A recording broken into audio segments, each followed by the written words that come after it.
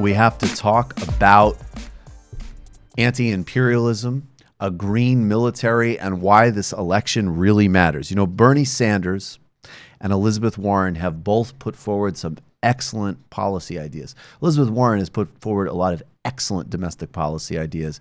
And as we know, she has a very good progressive record with things like taking on the credit card industry that Joe Biden has been a bagman for his entire career.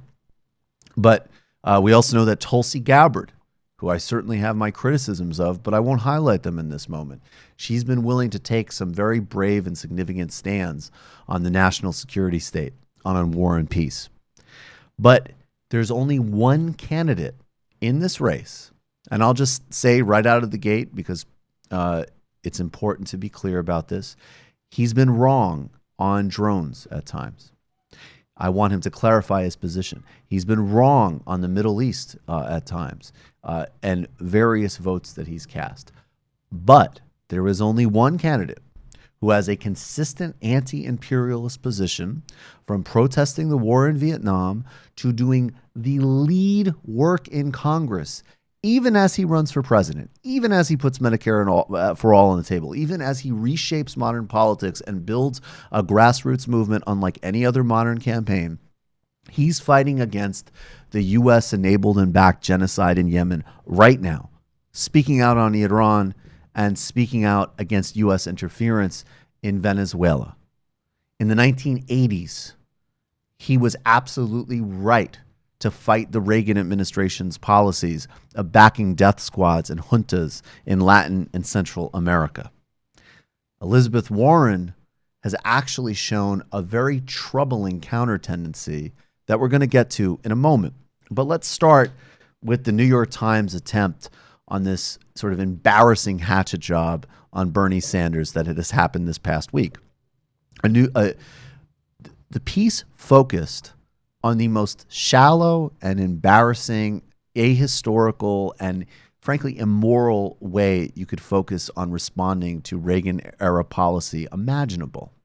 It focused on whether or not Bernie Sanders traveling to Nicaragua in opposition to the United States funding death squads, also complicit in cocaine trafficking and all sorts of other serious crimes, that there was a chant of death to Yankees. And as Bernie Sanders, mostly with incredible patience, explained to this reporter who has no regard or interest in Nicaraguan history or lives, that usually when a country is getting interfered with by another, let alone a superpower, and people are dying and villages are getting burned down and their autonomy and self-determination as a people is being compromised, usually they don't like that. So he was there primarily to oppose what we were doing versus getting offended by a slogan.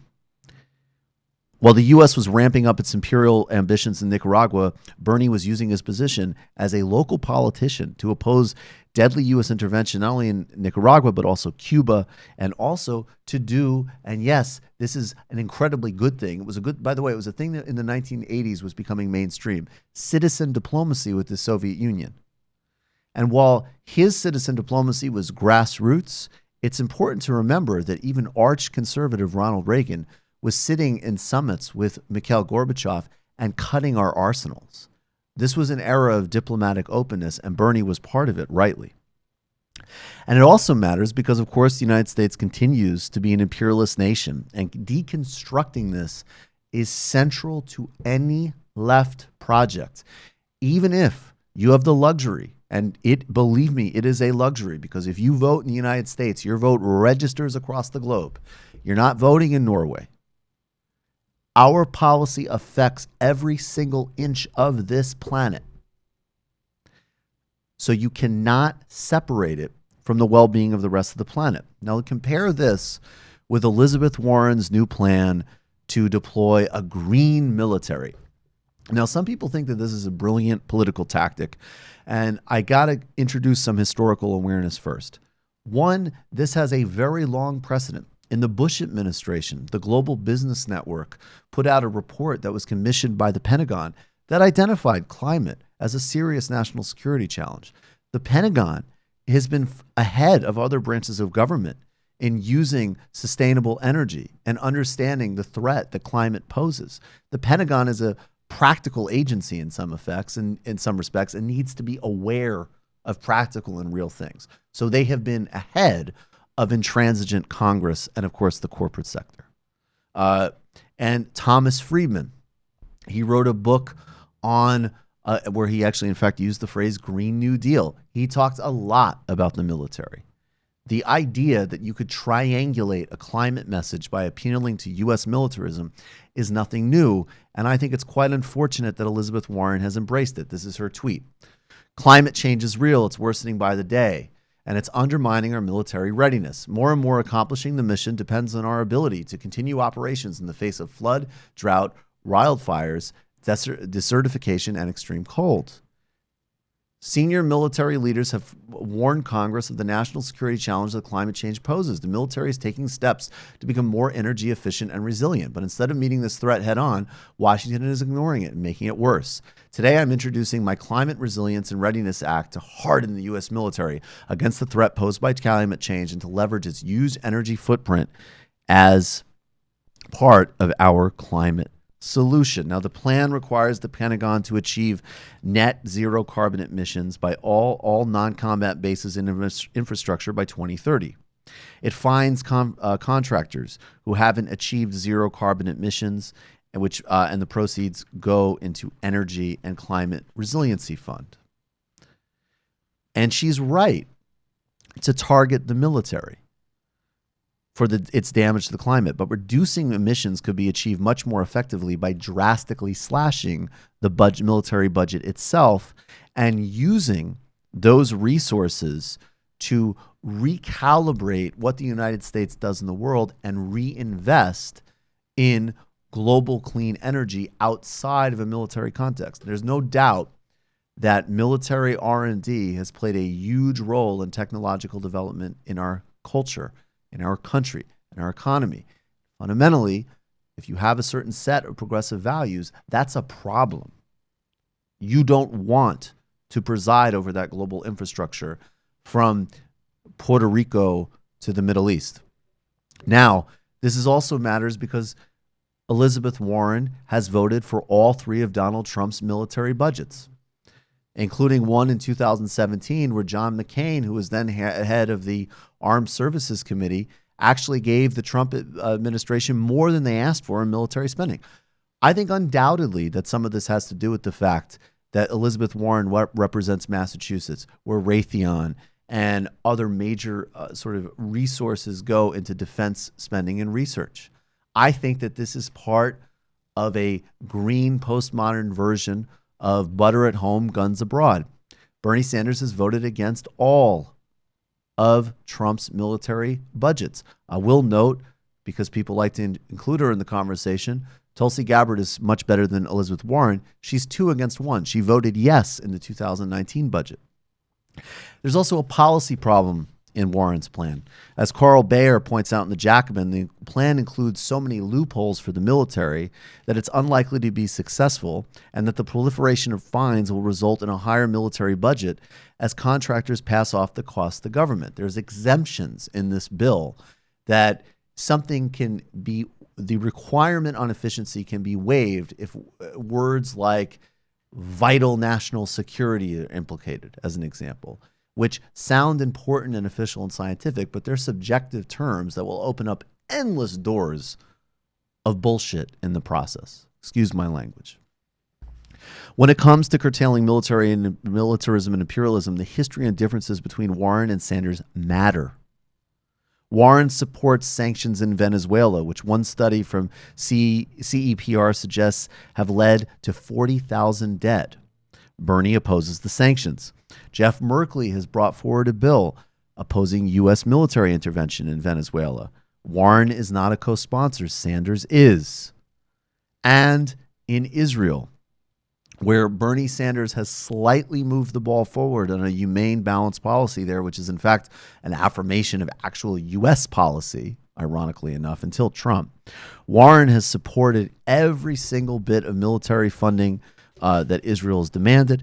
And in 2014, in a time when Israel's savagery in Gaza was so extreme and obscene that even Joe Scarborough was criticizing the bombing of UN schools, Elizabeth Warren said the following: when Hamas puts rocket launchers next to hospitals, next to schools, they're using their civilian population to protect military assets.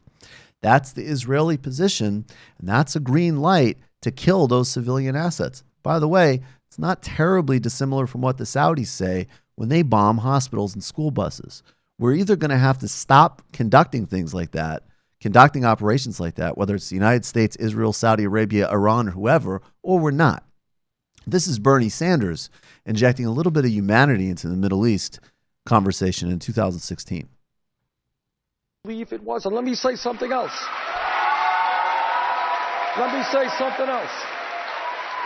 As somebody who is 100% pro-Israel, in the long run, and this is not going to be easy, God only knows, but in the long run, if we are ever going to bring peace to that region which has seen so much hatred and so much war, we are going to have to treat the Palestinian people with respect and dignity.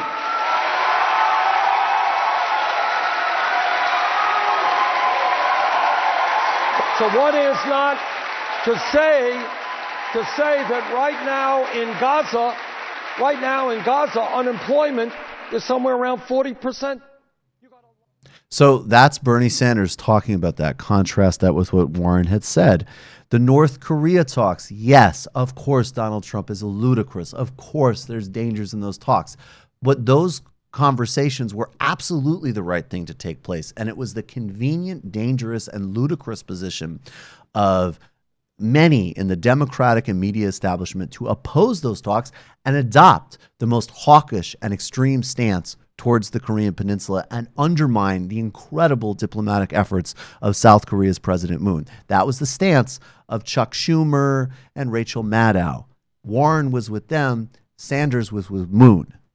In Iran, 2017, Sanders was the only member of the Democratic caucus to vote against an Iran sanctions package. All the rest voted for it, undermining the Iran deal, helping set the stage for where we're at today. This is Bernie Sanders earlier today, in addition to all the other things he's doing, speaking clearly about what a catastrophe an attack on Iran would be.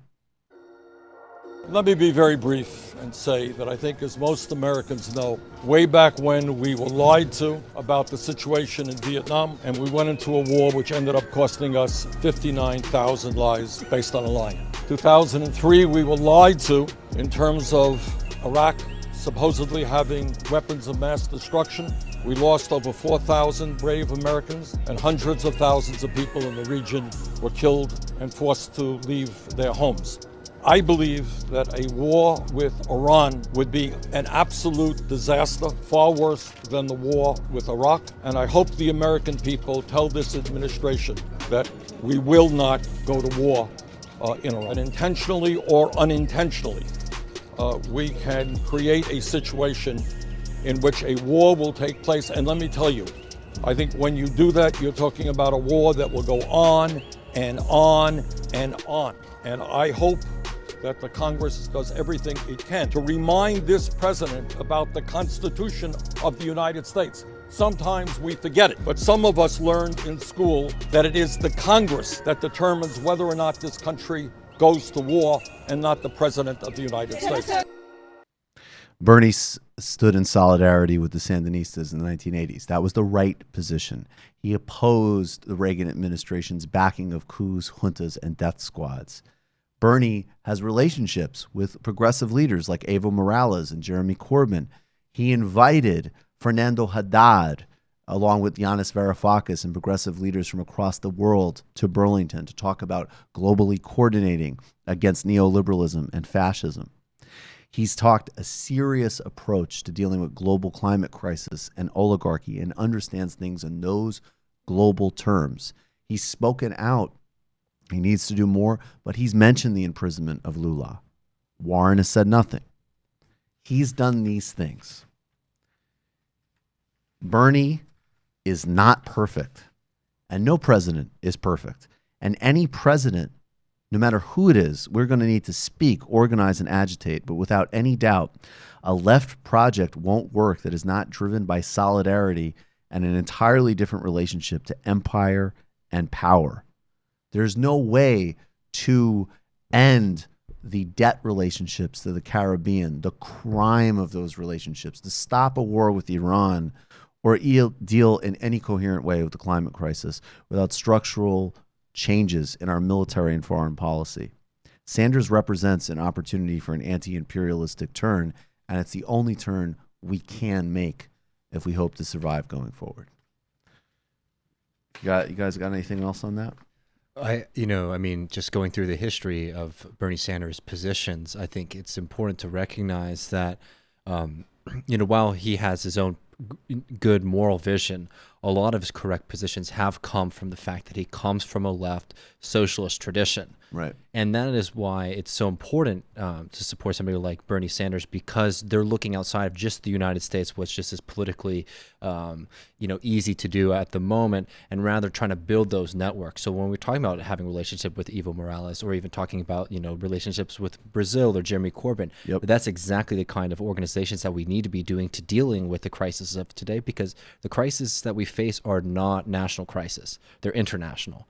And you need somebody with that kind of perspective to push for what we need. And you're just not going to get that from a kind of more like centrist liberal understanding of the world. Not at all. You'll get the same replication of the imperial vision from them. And I think Warren has definitely some understandings about tax shelter, about trade agreements, which are great. But there's nothing in her record. She absolutely does not understand this other dimension at all. And I also just want to be clear here too, and please, my God, I take a deep breath when you hear this. I'm going to continue giving Tulsi props. I love what she said. Edward Snowden should be pardoned.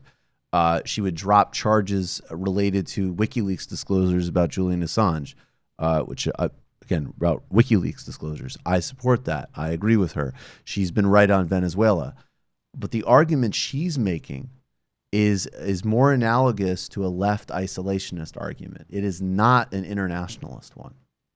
The only person in this race who has any concept of how his struggle here is linked to Evo's struggle in Bolivia, is linked to why Lula's in a prison, is linked to what Corbyn is trying to do, how Africa policy needs to be about canceling debt, in that, in fact, we take more resources by far out than we put in.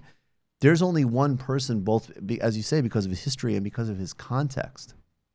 Who else is going to have a conversation with someone like Fernando Haddad or Evo Morales and understand those contexts and synchronicities? And it matters a lot more because this is the President of the United States. So that it is a distinct argument that's not represented by anybody else in the race. And the coalition that Bernie's building, the people who are supporting him and putting him into potentially into this position of power, will be the kind of people who will keep him straight if he starts to stray. Versus a Warren situation, while she could win on a liberal ticket, but there's not necessarily that kind of grassroots organization that has an in to her there's administration. There's a context, right? Absolutely. And there's also a context to pressure her on domestic. There's no context to pressure her elsewhere. You've just watched a Michael Brooks show video, and you can watch all of our full main live shows every Tuesday night at around 7 p.m. Eastern Time, and subscribe to get all of the clips you want. We're covering the globe. We're focusing on international relations, the intellectual dark web. We're having fun. We're doing deep dives with a lot of amazing guests. Of course, become a patron for the whole thing at patreon.com/TMBS, or subscribe to this YouTube channel and help us keep growing and get that content out there. Subscribe below.